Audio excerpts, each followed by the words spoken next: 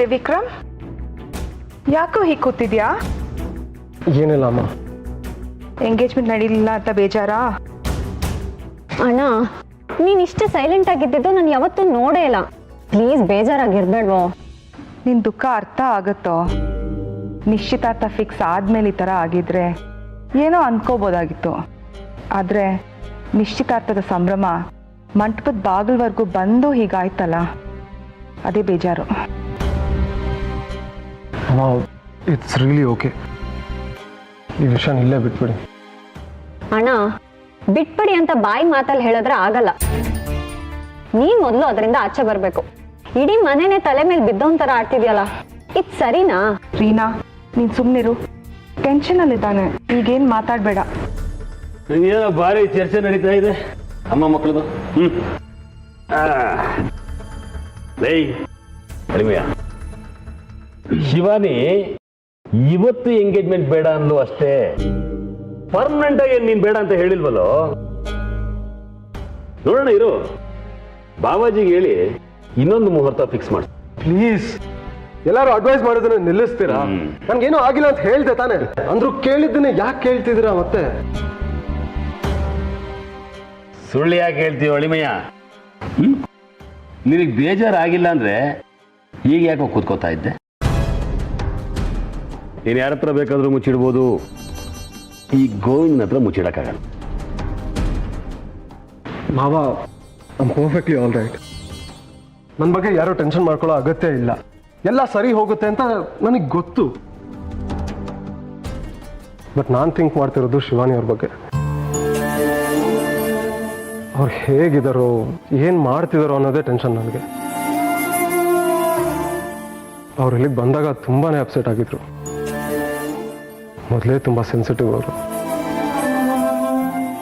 ಈ ವಿಷಯನೆಲ್ಲ ಅವ್ರು ಹೇಗೆ ಹ್ಯಾಂಡಲ್ ಮಾಡ್ತಿದಾರೋ ಏನೋ. ಅಣ್ಣ, ಅದಕ್ಕೆ ನೋಡೋದಕ್ಕೆ ಸ್ಟ್ರಾಂಗ್ ಅನ್ಸುತ್ತೆ. ಅವ್ರು ತುಂಬ ಸ್ಟ್ರಾಂಗು ನಿಜ. ಆದರೆ ಇದು ನಾವು ಅನ್ಕೊಂಡಷ್ಟು ಈಸಿ ವಿಚಾರ ಅಲ್ಲ. ಏನೋ ಒಟ್ಟಿನಲ್ಲಿ ಶಿವಾನಿ ಅವರು ಇದರಿಂದ ಹೊರಗೆ ಬಂದರೆ ಸಾಕು. ಅವಳು ಬರ್ತಾಳೋ, ನೀನೇನು ಯೋಚನೆ ಮಾಡಬೇಡ, ಆರಾಮಾಗಿರು. ಸರಿ ಅಮ್ಮ.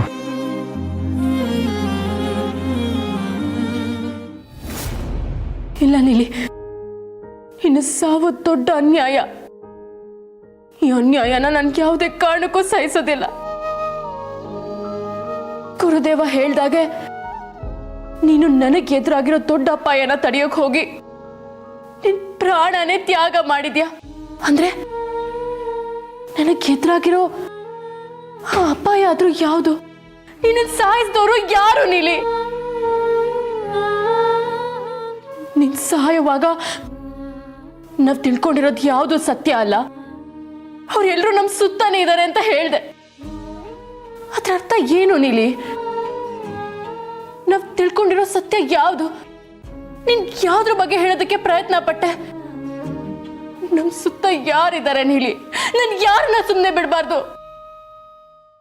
ಒಂದು ಅರ್ಥ ಆಗ್ತಿಲ್ಲ, ನನಗೇನು ಗೊತ್ತಾಗ್ತಿಲ್ಲ ನೀಲಿ.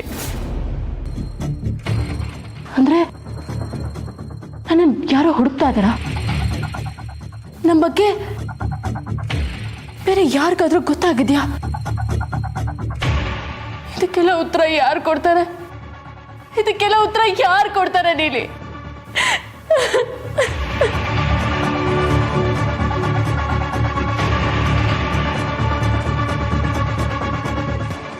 ಇಲ್ಲ,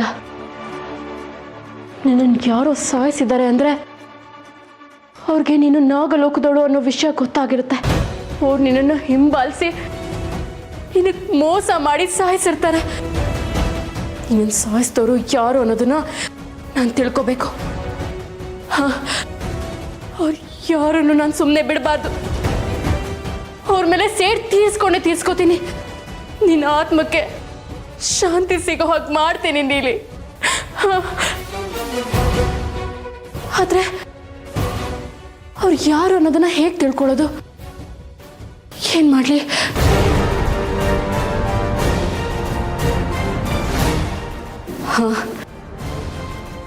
ಅದೇ ಸರಿ. ನಿನ್ನನ್ನು ಸಾಯಿಸಿದ ಜಾಗಕ್ಕೆ ಹೋದ್ರೆ ಯಾವುದಾದ್ರೂ ಸುಳಿವು ಸಿಕ್ಕೇ ಸಿಗುತ್ತೆ. ಅಪರಾಧಿಗಳು ಎಷ್ಟೇ ಜಾಣರಾದ್ರೂ ಅಪರಾಧ ನಡೆದ ಜಾಗದಲ್ಲಿ ಒಂದು ಚಿಕ್ಕ ಸುಳಿವಾದ್ರೂ ಬಿಟ್ಟು ಹೋಗಿರ್ತಾರೆ. ಆ ಸುಳಿವನ್ನ ಕಂಡಿಡ್ದು ಅದ್ರ ಜಾಡ್ ಹಿಡಿದ್ರೆ ಆ ದುಷ್ಟರು ಯಾರು ಅನ್ನೋದನ್ನ ಪತ್ತೆ ಹಚ್ಬೋದು. ನಿನ್ ಸಾವಿಗೆ ನ್ಯಾಯ ಕೊಡಿಸ್ಬೋದು. ಅದೇ ಸರಿ, ನಾನು ಅಲ್ಲಿಗೆ ಹೋಗ್ತೀನಿ.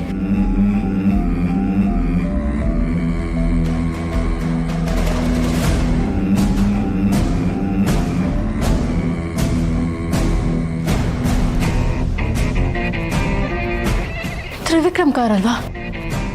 ಅವ್ರು ಯಾಕೆ ಇಲ್ಲಿಗೆ ಬರ್ತಾ ಇದಾರೆ? ಛೇ, ಈಗ ನಾನು ಹೋಗೋದಕ್ಕಾಗಲ್ವಲ್ಲ. ಏನ್ ಮಾಡೋದು?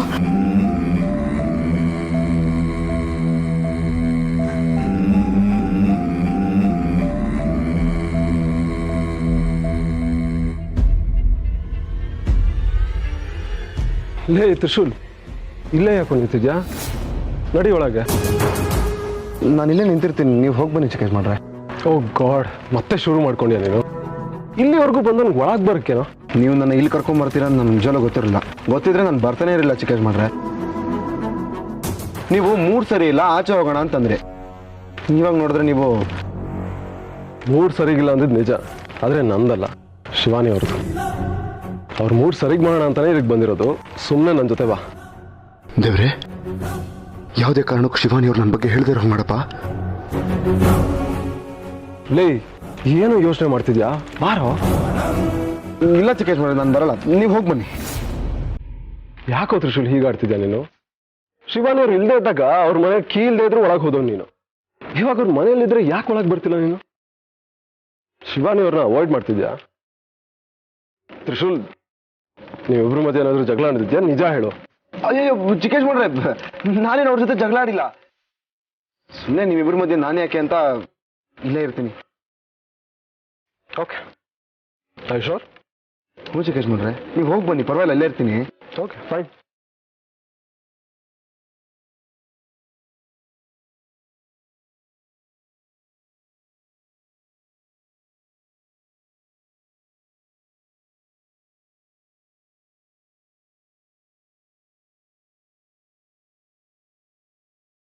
ನಾನು ನಿಮಗೆ ಹಾಯ್ ಹಲೋ ಅಂತ ಹೇಳೋದಿಲ್ಲ, ಯಾಕಂದ್ರೆ ನಿಮ್ಮ ಮೂಡ್ ಸರಿಗಿಲ್ಲ ಅಂತ ನನಗೆ ಗೊತ್ತು. ಇನ್ಫ್ಯಾಕ್ಟ್ ನಿಮ್ಮ ಮೂಡ್ ಸರಿ ಮಾಡೋದಕ್ಕೆ ನಾನು ಇಲ್ಲಿಗೆ ಬಂದಿರೋದು. ತ್ರಿವಿಕ್ರಮ್, ಪ್ಲೀಸ್ ಸ್ವಲ್ಪ ಹೊತ್ತು ನನ್ನನ್ನು ಒಂಟಿಯಾಗಿರೋದಕ್ಕೆ ಬಿಟ್ಟು ಬಿಡಿ. ನೋ ಶಿವಾನಿ ಅವರೇ, ನೋ. ಇಂಥ ಟೈಮಲ್ಲಿ ನೀವು ಒಂಟಿಯಾಗಿದ್ರೆ ಮನಸ್ಸಿಗೆ ಕೆಟ್ಟ ಯೋಚನೆಗಳು ಬರುತ್ತೆ. ನನ್ನ ಜೊತೆ ಮಾತಾಡಿ, ನಿಮ್ಗೇನೇ ಬೇಜಾರಿದ್ರು ನನ್ನ ಜೊತೆ ಶೇರ್ ಮಾಡ್ಕೊಳ್ಳಿ. ನಿಮ್ಮ ಮೈಂಡು ಒಂದು ಸ್ವಲ್ಪ ರಿಫ್ರೆಶ್ ಆಗುತ್ತೆ.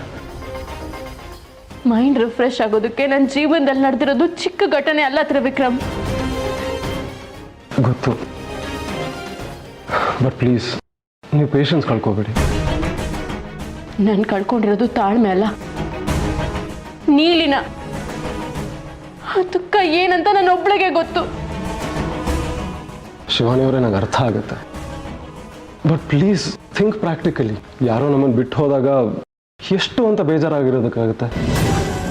ಅವ್ರು ಇದ್ದಿದ್ರೆ ಚೆನ್ನಾಗಿರ್ತಿತ್ತು ನಿಜ, ಬಟ್ ಇಲ್ವಲ್ಲ. ಅವ್ರ ಬಗ್ಗೆನೇ ಯೋಚನೆ ಮಾಡ್ತಾ ಕೂತ್ಕೊಂಡಿದ್ರೆ ನಮ್ಮ ಲೈಫು ಸ್ಪಾಯ್ಲ್ ಆಗುತ್ತೆ.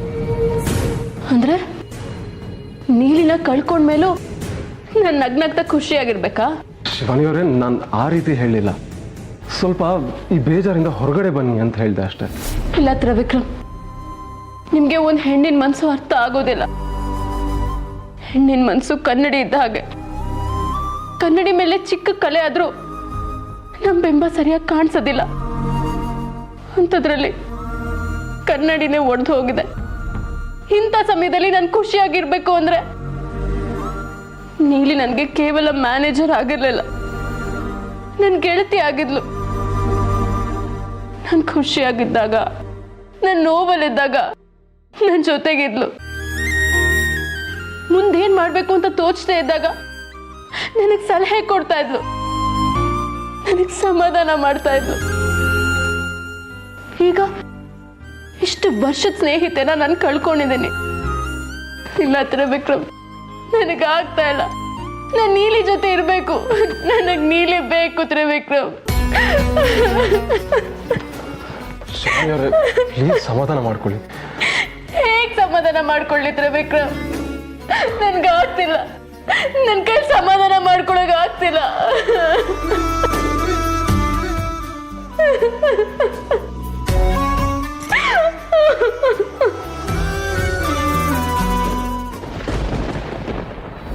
ओम अस्त्राय फट फट ओम अस्त्राय फट फट ओम अस्त्राय फट फट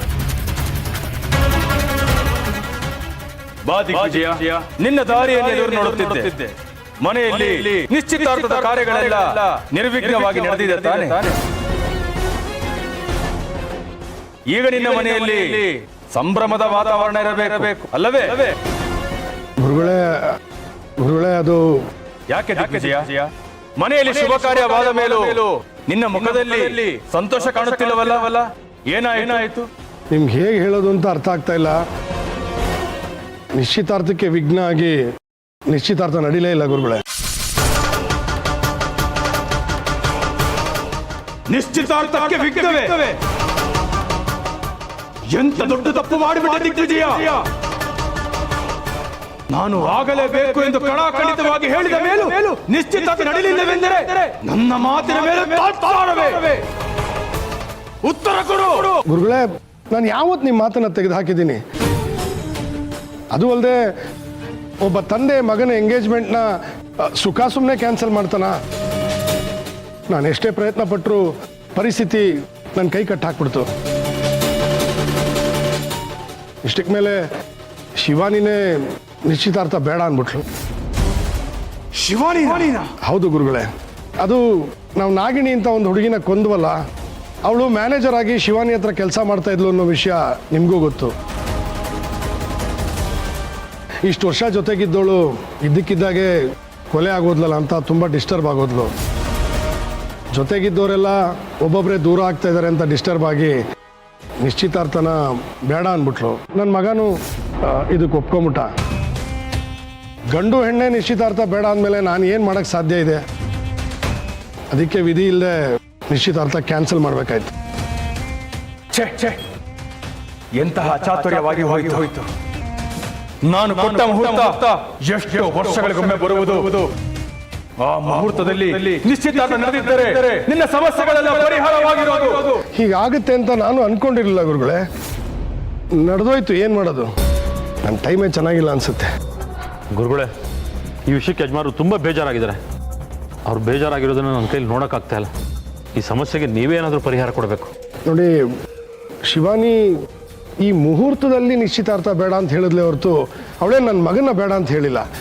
ಬೇರೆ ಒಂದು ಮುಹೂರ್ತ ಕೊಡಿ, ನಿಶ್ಚಿತಾರ್ಥಕ್ಕೆ ಎಲ್ಲ ತಯಾರಿ ಮಾಡ್ಕೋತೀನಿ. ಅದು ಸದ್ಯಕ್ಕೆ ಆಗದಿರುವ ಮಾತು.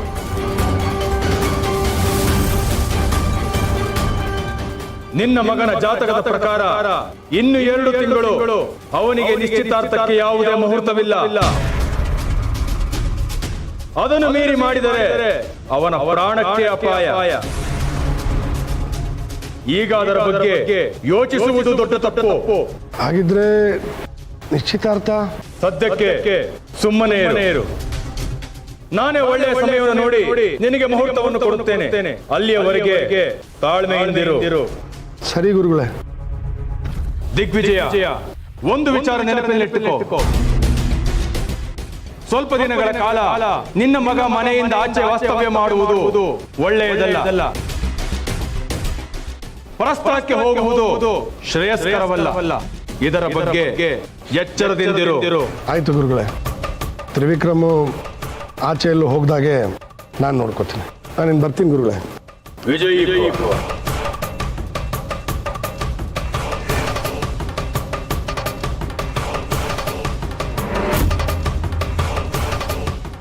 ಶಿವಾನಿ ನಿಶ್ಚಿತಾರ್ಥವನ್ನು ನಿರಾಕರಿಸಿದಳೆ. ಯಾಕೆ ಹೀಗೆ ಮಾಡಿದ್ಲು? ಅವಳ ವರ್ತನೆ, ಅವಳ ನಡವಳಿಕೆ ನೋಡಿದ್ರೆ ಬೇರೆ ಏನೋ ವಾಸನೆ ಬರುತ್ತಿದೆ. ಅಲ್ಲಿ ಏನೋ ನಿಗೂಢ ಅಡಗಿದೆ. ಏನದು ನಿಗೂಢ? ಅದನ್ನ ನಾವು ತಿಳಿಯಲೇಬೇಕು. ತ್ರಿವಿಕ್ರಮ್, ಗೋವಿಂದ, ಗೋವಿಂದ. ಅಕ್ಕ, ನಾನು ಇಲ್ಲಿದ್ದೀನಿ. ಏನು ವಿಷಯ? ತ್ರಿವಿಕ್ರಮ್ ಎಲ್ಲಿ ಹೋದ? ನಿನ್ಗೇನಾದ್ರೂ ಗೊತ್ತಾ? ಒಳ್ಳೆ ಚೆನ್ನಾಗಿ ಕೇಳ್ತೀಯ. ಅಲ್ಲ ಅವ್ನು ನಿನಗೆ ಹೇಳೋಗಲ್ಲ, ಇನ್ನು ನನಗೆ ಹೇಳೋಗ್ತಾನ? ಫೋನ್ ಮಾಡು. ಚಾರ್ಜ್ ಹಾಕಿ ಇದ್ರಲ್ಲಿ ಮಾಡ್ತೀನಿ. ಶಿವಾನಿ ಅವರೇ, ಸಮಾಧಾನ ಮಾಡ್ಕೊಳ್ಳಿ. Give it some time. ನಿಮ್ಮನ್ನು ಹೀಗೆ ನೋಡೋದಕ್ಕೆ ಆಗಲ್ಲ ನನಗೆ. ಶಿವಾನಿ ಅವರೇ, ಪ್ಲೀಸ್ ಟ್ರೈ ಟು ಅಂಡರ್ಸ್ಟ್ಯಾಂಡ್. ನೀವು ಅದ್ರ ಬಗ್ಗೆನೇ ಜಾಸ್ತಿ ಯೋಚನೆ ಮಾಡಿಬಿಡಿ ಪ್ಲೀಸ್. ಶಿವಾನಿ, ಶೇರ್ ಮಾಡಿ ಏನೇ ಇದ್ರು.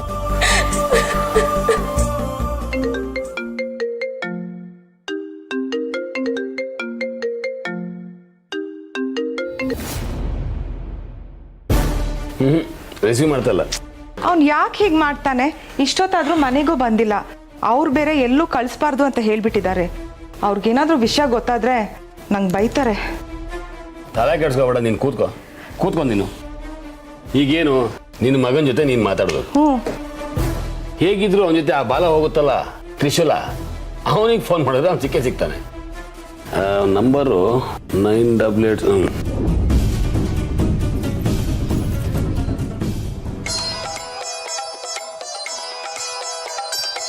ಅಯ್ಯೋ, ಮನೆಯಿಂದ ಫೋನ್ ಬರ್ತದೆ. ಯಜಮಾನ್ರು ಮಾಡಿರ್ಬೋದಾ? ಹಲೋ, ಹೇಳಿ ಯಜಮಾನ್ರೆ. ಓಹೋ, ಏನಪ್ಪ ಇವತ್ತು ನಿನಗೆ ಗೊತ್ತಾಯ್ತಾ ನನ್ನ ವ್ಯಾಲ್ಯೂ ಏನು ಅಂತ? ಇಷ್ಟು ವರ್ಷಕ್ಕೆ ಇವತ್ತು ಯಜಮಾನ್ರಿ ಅಂತ ಕರಿತೀಯಾ? ಅದು ಮನೆ ನಂಬರಿಂದ ಫೋನ್ ಬಂತಲ್ಲ, ಅದಕ್ಕೆ ಯಜಮಾನ್ರು ಮಾಡಿರ್ಬೋದು ಅಂದ್ಕೊಂಡೆ.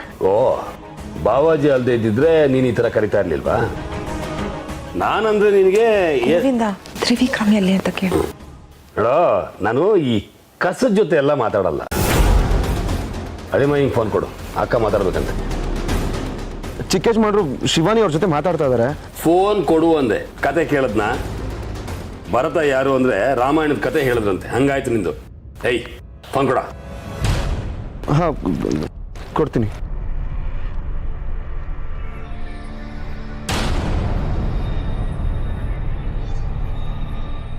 ಚಿಕ್ಕ ಯಜಮಾನ್ರೆ, ಮನೆಯಿಂದ ಫೋನ್ ಮಾಡಿದ್ದಾರೆ, ಮಾತಾಡ್ಬೇಕಂತೆ, ತಗೊಳ್ಳಿ. ಆಮೇಲೆ ಮಾತಾಡ್ತೀನಿ. ಏನೋ ಅರ್ಜೆಂಟ್ ವಿಷಯ ಅಂತೆ, ಮಾತಾಡಬೇಕು ಅಂತಂದರೆ ಪ್ಲೀಸ್ ತಗೊಳ್ಳಿ. ಶಿವಾನಿ ಅವರೇ, 1 ನಿಮಿಷ ಬಂದೆ.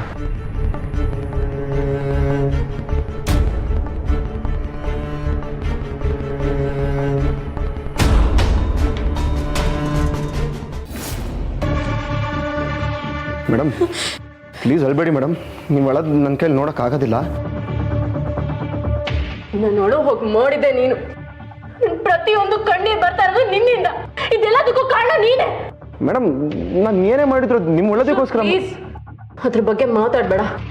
ಅಲ್ಲ, ಬೇಡ ಅಂದೆ. ಆಯ್ತು, ಮಾತಾಡೋದಿಲ್ಲ. ಆದರೆ ನೀವು ನಾನೇ ಎಂಗೇಜ್ಮೆಂಟು ಆಗದೇ ಇರೋ ಥರ ಮಾಡಿದೆ ಅನ್ನೋದನ್ನು ಚಿಕ್ಕ ಯಜಮಾನ್ರಿಗೆ ಹೇಳಬೇಡಿ ಮೇಡಮ್, ಪ್ಲೀಸ್. ಈ ವಿಷಯ ಅವ್ರಿಗೆ ಗೊತ್ತಾದರೆ ನನ್ನ ಬಗ್ಗೆ ತಪ್ಪು ತಿಳ್ಕೊತಾರೆ. ನಾನು ಬರೀ ನಿಮಗೆ ಒಳ್ಳೇದಾಗಲಿ ಅನ್ನೋ ಕಾರಣಕ್ಕೋಸ್ಕರ ಇದೆಲ್ಲ ಮಾಡಿದ್ದು. ಈಗ ನೀವು ಸತ್ಯ ಹೇಳಿದ್ರೆ ನಾನು ಕಷ್ಟ ಅನುಭವಿಸ್ಬೇಕಾಗತ್ತೆ.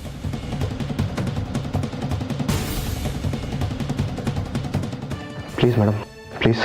ತ್ರಿಶೂಲ್, ಏನಾಯ್ತು? ಯಾಕೆ ಪ್ಲೀಸ್ ಪ್ಲೀಸ್ ಅಂತಿದ್ಯಾ?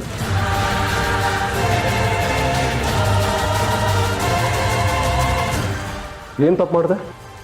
ಅದು ಚಿಕ್ಕ ಯಜಮಾನ್ರೆ, ಮೇಡಮ್ ಅಳ್ತಾ ಇದ್ರಲ್ಲ, ಅದಕ್ಕೆ ಪ್ಲೀಸ್ ಅಳಬೇಡಿ ಅಂತ ಹೇಳ್ತಾ ಇದ್ದೆ. ಹೌದು ಶಿವಾನಿ ಅವರೇ, ನೀವು ಈ ಸಿಚುವೇಶನಲ್ಲಿ ತುಂಬ ಸ್ಟ್ರಾಂಗ್ ಆಗಿರಬೇಕು. And you can do it. ನನಗೊಂದು ಸ್ವಲ್ಪ ಕೆಲಸ ಇದೆ, 20 ನಿಮಿಷದಲ್ಲಿ ವಾಪಸ್ ಬರ್ತೀನಿ. ತ್ರಿಶೂಲ್,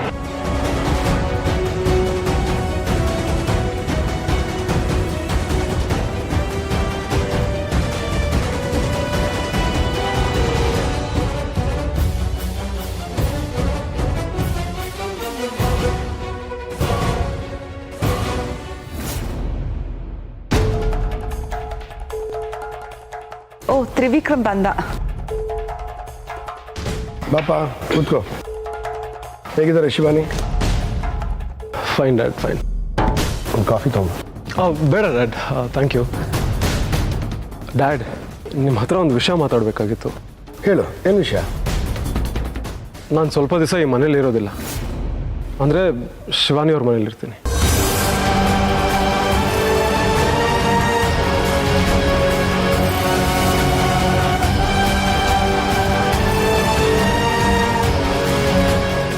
ಸೊ ಅದನ್ನೇ ಇನ್ಫಾರ್ಮ್ ಮಾಡೋಣ ಅಂತ ಬಂದೆ. ಸ್ವಲ್ಪ ದಿನಗಳ ಕಾಲ ನಿನ್ನ ಮಗ ಮನೆಯಿಂದ ಆಚೆ ವಾಸ್ತವ್ಯ ಮಾಡುವುದು ಒಳ್ಳೆಯದಲ್ಲ.